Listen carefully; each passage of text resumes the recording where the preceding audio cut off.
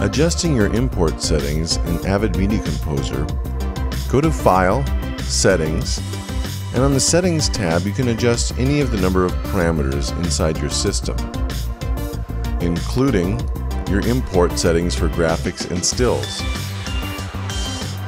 Bring the menu down to Import, select the Import tab.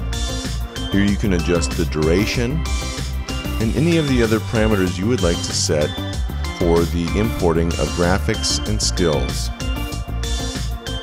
There are a number of other options here that you can adjust how media is brought into your system. All of the changes that you make to your import settings or your other system settings are a part of your user setting and will follow your user setting to different projects. Also, inside the bin, when you import media,